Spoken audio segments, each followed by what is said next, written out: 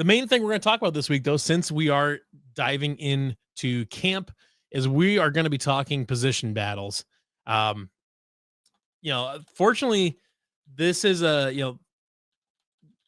this year you've got a few positions that are pretty well, pretty well lined out. Especially some of your most important positions, you have it pretty well fleshed out on who's going to be starting where. Especially the main one, which Iowa State, has absolutely no controversy whatsoever at the quarterback spot as Rocco Beck returns for his junior season, his redshirt junior season. Um, Quarterback has been a position of remarkable stability under Matt Campbell since since basically the beginning of 2017, since the week 4 of 2017 for the most part. Iowa State has had little to no quarterback controversy. If you really want to iron it out to no quarterback controversy, you would go back to October 6th of 2018 when Brock Purdy took over in the second drive of the Oklahoma State game, and Brock Purdy happened. Then Hunter Deckers took over for a year, and then he left unceremoniously, and now we're here at Rocco. Quarterback has been an amazingly consistent position for Iowa State, and it looks to be that way in the foreseeable future as Connor Moberly and Alex Mansky will be theoretically battling it out for whenever Rocco is done. But this is going to be an offense that has a lot of returning pieces, but the main thing everybody's interested in is the receivers, as the Dukester alludes to here, which we'll talk about receivers here in a second. The first kind of the first recruiting battle, or not recruiting battle, but the first position battle that I want to talk to is not really so much a battle for. I mean, it is a battle, but not in terms of like, oh, who's gonna get snaps and who this. It's more about how, it's more about how the workload is going to be distributed, which is at the running back spot. Obviously, you bring back Carson Hansen and Abu Sama, two very good running backs that have their own, that have a body of work behind them over the last 2 seasons, showing that they absolutely can be very, very good running backs. Carson Hansen is really, especially kind of broke out last season and down the stretch towards the second half of last season. Abu Sama started the season as the starter, began the season as the starter, and then eventually we saw Carson Hansen take over down the stretch as he just proved to be a really, really great downhill runner for Iowa State and in the passing game as well. But that certainly does not mean that Abu Sama is out of the picture or anything like that. I think Abu is a film room away from being a really, really, truly excellent running back. Where some of it's just his vision and knowing at what pace to hit the running lanes, and when to burst through them. Then you've got Dylan Lee waiting behind those two, who we've heard lots of good things in camp before, and he was a highly touted freshman coming out of high school. And then, as the Dukester mentions here in the comments, I'd like to say I do want to point out that I did bring up River Peppers back in January about how excited I was to watch River Peppers. We looked through a little bit of his film here on the stream here back in January, and I was very excited about him then, and I am still excited about him now. So Matt Campbell dropping his name at media days and hearing more people around the Cyclone Mutisphere start talking about River Peppers feels a little gratifying too, because I can say I was about 6 months early on that one from anybody outside the program on recognizing that River Peppers is a very talented kid, in that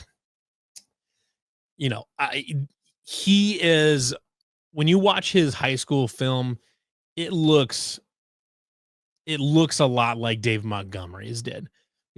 Is he the absolute, is he a god tier, does he have god tier balance at running back? Not necessarily to the level of like David, but he's really tough. He's elusive. He's got a little bit he's got deceptive top end speed, but you see, it's hard not to watch him and see a lot of David in just kind of what he does at his toughness and his elusiveness, and his home run ability as well.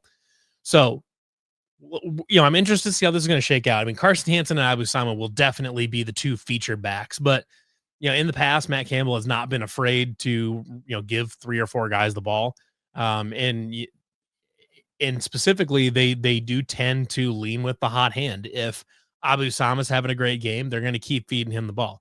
If Carson Hansen's having a good game, they're going to keep feeding him the ball. If Dylan Lee gets 5 carries and picks up 25 30 yards on those 5 carries, they're going to keep giving him the ball because they're going to they like to ride the hot hand at running back.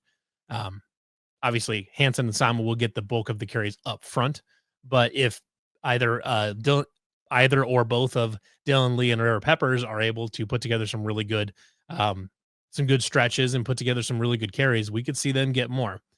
The trick with River Peppers here is kind of the trick with River Peppers is that you have a lot of guys in front of him that are known commodities that are very good.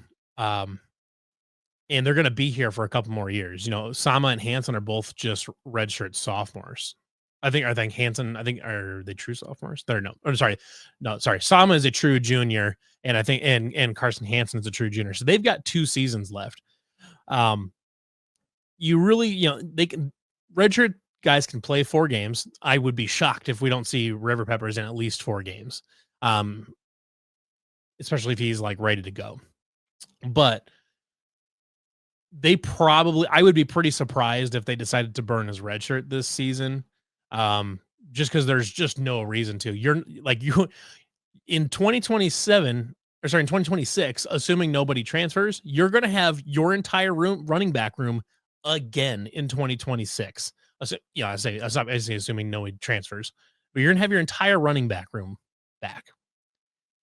And you don't want to be burning years of eligibility when you can't get somebody a good chunk of the carries. And so you don't really want to burn River Peppers freshman year, his first full year of eligibility, when he has to sit behind and share carries with at least 2 other, probably 3 other backs. So I think we'll see River Peppers in at least in his 4 redshirt games at minimum. They're not going to burn his redshirt unless he is like really exceptional in his carries, like really, really good. To the point of like where you can't keep him off the field type of thing. If that is the case, great. I would say having another weapon out of the backfield, especially one that can kind of do anything you need him to, like River Peppers can. That's great. But he'll need to be a really big time like breakout performer, I think, for that to be the case, where they burn his red shirt. So it's just a matter of who's going to be getting the share of the carries. It's not so much a matter of like, I don't know who's going to be starting because we're worried about who's going to be emerging. You could take any of those 4 guys and throw them out there, and I'm sure Iowa State would be happy about it. I'm sure like if they were told that they needed to start Dylan Lee for against Kansas State, I'm sure they would be fine with that. But you'd obviously rather have Hansen and Sama out there because they have more experience and they've got a body of work behind their play that shows that they can be a really good 2-headed monster out of the backfield. So interesting battle here. We'll just see. Like I said, I don't know if it's a battle so much to see who's going to start like it will be for other positions, but just I'm curious to see how this shakes out as far as who gets the lion's share of the touches.